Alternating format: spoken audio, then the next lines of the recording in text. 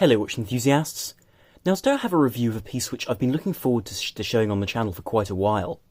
Because at Baselworld this year I had a meeting with Formex, and they showed me some of their plans for new watches, and it came to discussion that we would talk about this particular timepiece, their Essence. And this is a new direction for the brand, because Formex are known for very robust sort of sports watches, really, with chronographs, number of pilots' watches, but they all have a very well-known now and quite well-recognised case suspension system, where the inner case is supported by springs. And this actually is present on this watch, as you can see from these 4 screws, but isn't immediately visible from the way the case is built, and I'll explain that as we go along. But the purpose of this watch really is to be a fantastic compromise between something which is highly robust and very resilient to the elements, but also has a far more wearable charm in terms of being something which you could wear every day in a sort of a Seamaster Aquaterra sort of way, where it has the water resistance and the rigidity of a sports watch, but with some of the elegance of something more formal. And this also sits in a very interesting category because it is a certified chronometer for an extraordinarily low price, in terms of being able to offer really fantastic quality and build all around, and a very impressive movement accuracy. Now before I start the video though, I would like to point out, as I do in all my videos, that I'm not being paid in the case of this review at all. I've been sent this pre-release prototype by Formex to take a look at for a few days, before passing it on to the next journalist who's going to take a look, and so there really is nothing in it for me. But really it's just because I was so impressed by the watch at Baselworld in terms of the early concepts of it, and by this stage it really is becoming a very developed product, with some incredible features in terms of having a really beautifully decorated movement, with very high accuracy, a very interesting case build, and this quite remarkable carbon clasp. And so it really is a pleasure to be able to speak about this watch in terms of showing something very different on the market, and something which offers something which is completely alternative to what's offered by a great deal of other brands in this rather affordable price bracket. And in terms of the dimensions of this watch, we have a 43mm side-to-side width, with only a 10mm thickness, which I think is quite remarkable, really, bearing in mind that it has a 100-metre water resistance. It also doesn't have a screw-down crown, that remains a simple push-pull crown, but I'll speak about that more when I'm talking about the movement. But you do still get a 100-metre water resistance. I mean, you can swim with the watch without any concern, though of course scuba diving is really out of the question with a 100-metre water resistance. But that's not really what this watch is aiming at. It's designed to be a watch which you can wear both in the evening casually, or on the ski slope, for example. It really is a resilient timepiece. Now, in terms of the case material, we have a combination of stainless steel and titanium throughout the build of the case to give it this balance of lightweight and strength, but also with the luster of stainless steel, because using large areas of polished grade 5 titanium would really not be accessible at this sort of price range, and so it would have to be grade 2, which you can't polish up to these finishes. And as you can see, the finishing on this watch is really very, very striking. It's a mix of brushed and polished finishes with this vertically brushed bezel, which is reminiscent of something like a Royal Oak, but of course bears very little resemblance, but still is a nice touch and something which is classically correct, but also very, very attractive in terms of how fine their brushing is, which is something I always like to take a look at on watches, because it's very difficult to tell in photographs whether a watch has a very fine brushing or something more coarse and less interesting. But here, as you can see, you have brushing down the sides of the case, and indeed running down the lugs as well, but with these beautiful polished bevels running along the edge of the case, along with the edge of the bezel, and of course you have a few details on the crown, such as that rather nicely bead-blasted hexagonal sort of Allen key style logo on its top. And so overall, you have a watch which has a very modern aesthetic, and certainly there's none of the false retro style that a lot of brands are going for at this point. Instead, this looks very much to the future as something crisp, clean, and extremely attractive. Interestingly, though, one really does have to speak about the case suspension system, which is something seen in other Formex watches, with a far more visible style, with visible springs and screws. But the only sign of this, in fact, on this watch, is seen in the fact that this has 4 of these bolts running through the case. And really that's because if you look at the case back, if I just rotate the watch and in fact open the deployment clasp, which I'll talk about later on, you can see the case back is screwed in and has a patented technology here in terms of how it's screwed in addition to indeed the way the crown works. But the most interesting point about this case is the fact that this central piece, as you can see, is separate from the external case. And what that means is that through these attachments, the inside of the case can actually move around, as you can see if I press it upwards. And what that means is you get a suspension system for the movement and the internal case, which means it's more shock resistant and is able to resist the movement of the wrist as well, if you're again practicing extreme sports, for instance, or simply you're using the watch quite vigorously. But it's an interesting technology and something which you really wouldn't expect to see at this price range in terms of offering you this sort of technology. And as you can see, the crown does clear the case rather well, which would have been a concern, I think, otherwise. And of course, the crown isn't guarded, as you can see, but I think if it happened to be guarded, it would spoil the lines of the case. And being such a stout crown already, I think this is a perfectly reasonable way of building it and of attaching it to this particular concept of watch. Now, looking at the front of the watch, you'll notice it doesn't have a domed crystal, but rather a flat sapphire. And I think this was a good choice, because I think a domed crystal would add expense, and I don't think it's necessary on this design. Because as you can see, the bezel with its flat top actually fades very, very nicely into the surface of that crystal to form this sort of level, which gives a uniform look to the watch and gives it this crisp and very appealing aesthetic, which I think is something you would want really on a timepiece of this sort. There is also a matching sapphire crystal on the case back, so you can see the movement, but more on the movement in a bit. Because before that, I really would like to speak about the dial itself. And the dial is something which comes in a variety of different versions, because you can get a black dial which also has this sort of metallic form, and they do all have this vertical brushing.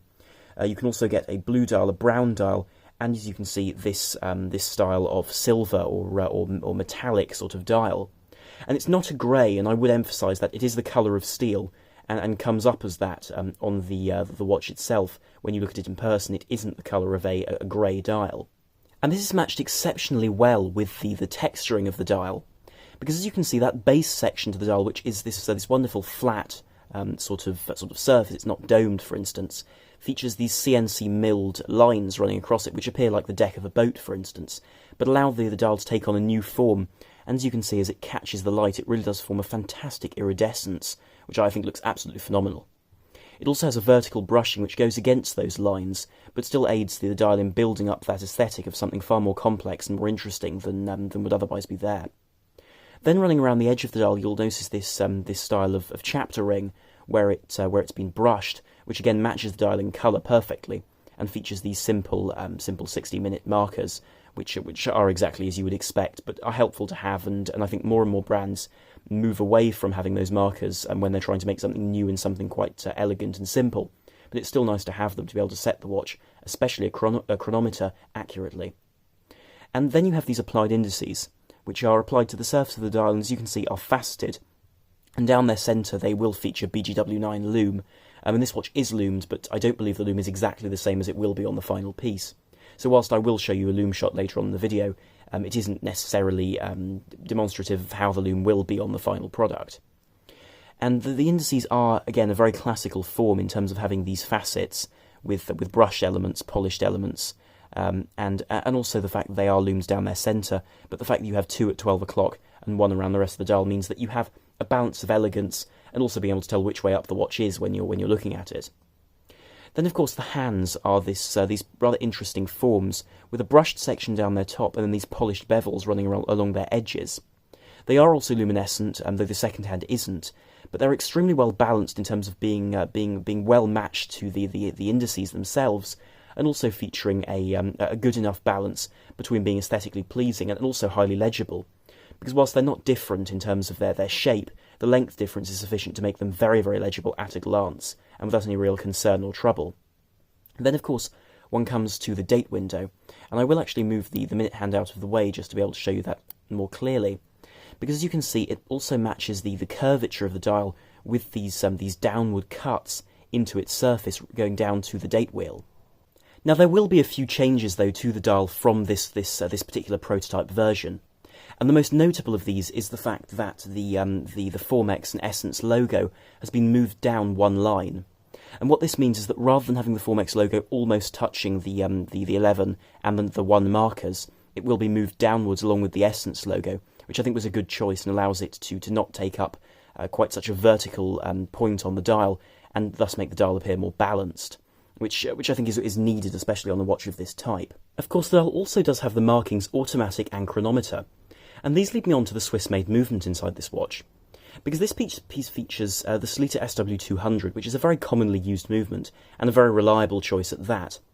And it's effectively a clone of the ETA 2824, which is the very recognised and probably the most used Swiss movement in the world in terms of automatic movements.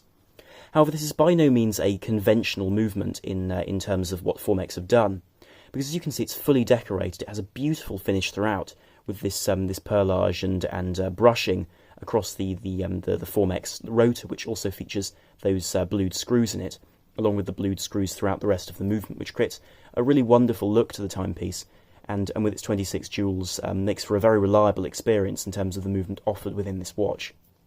And the detail about this watch, though, is that it is chronometer certified, and so it has been tested by COSC as a chronometer in terms of being held within strict measurements of timekeeping.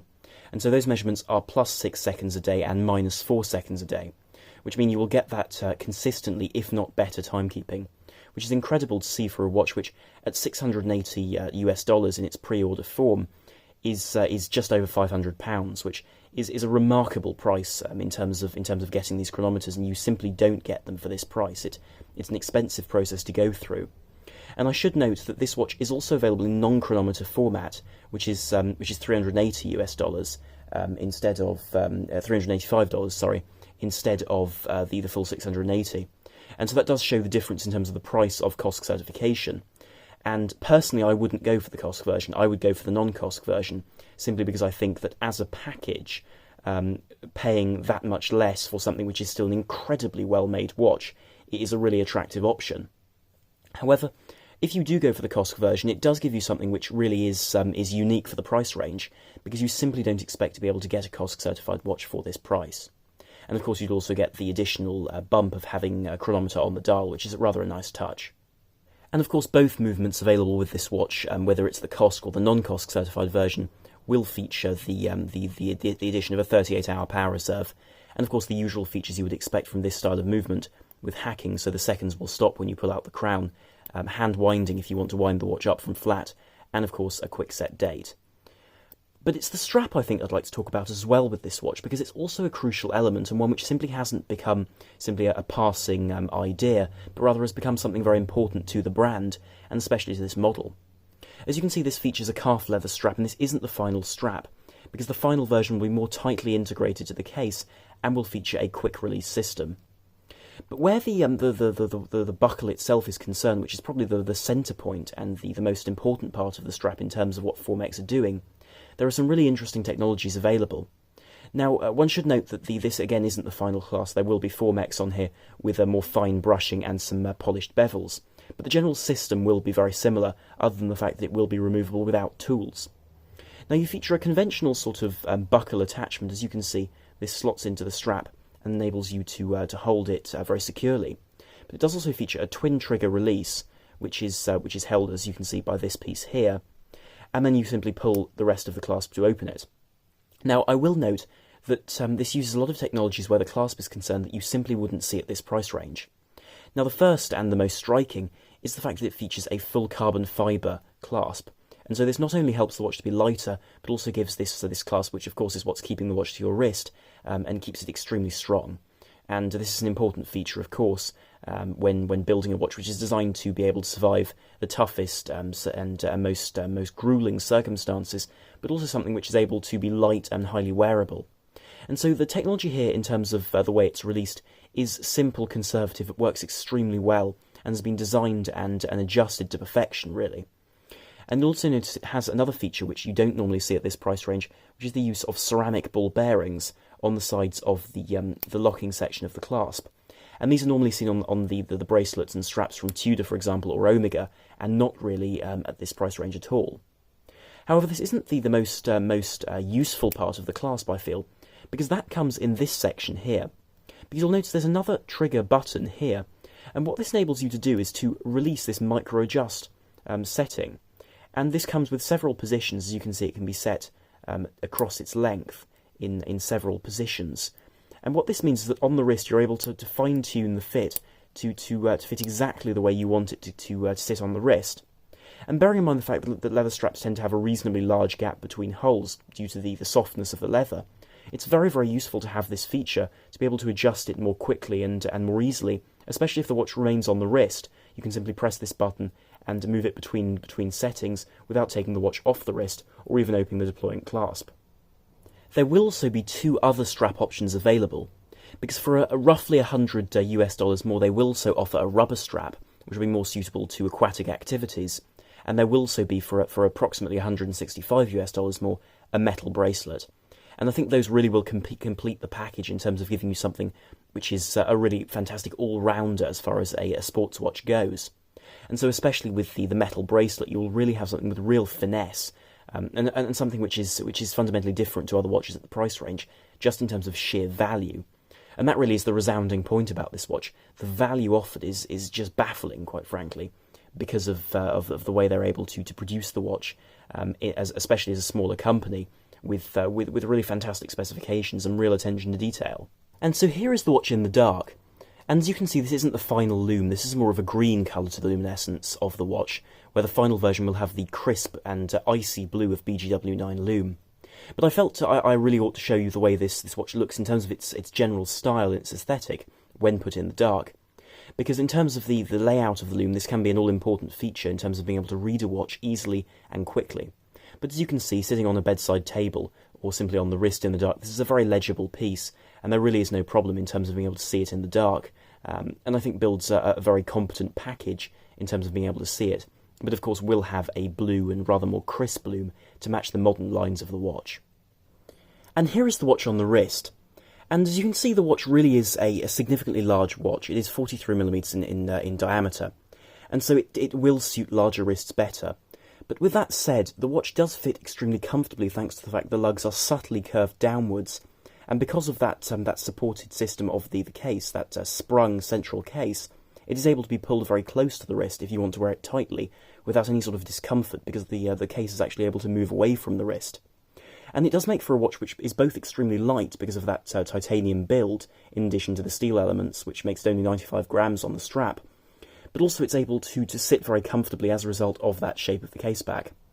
But again, the legibility is very, very good, and my wrist, in terms of its size, is just under 7 inches in circumference, and so is sort of an average size wrist. It's not particularly small, not particularly large, but I think fits the watch very, very well. And so you do have to accept that it will be on the large side in terms of the way the watch will wear, but thanks to the breadth of the strap being 22mm at the lug, it really does sit very, very comfortably on the wrist, and without any trouble at all. Of course, you will also notice I do have the micro adjust fully in on this particular setting, but if I press this button, I'm able to release it and open it up. And so if my wrist were, for example, to get quite warm in the summer, you would simply be able to press that button and release it somewhat, just to give a little bit more play and a bit more comfort if you happen to have your wrist expand in the middle of the day, for example, as some people do.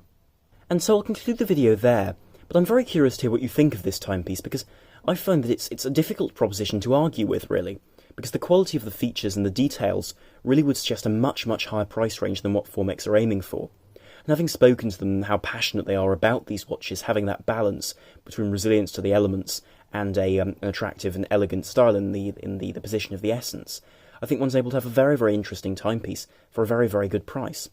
And so do tell me what you think in the comments down below. And if you did enjoy the video, then please do like, share and subscribe to help the channel, and also to be able to enjoy more videos and content here in future. So thank you very much for watching. This is Armand the Watch Guy, out.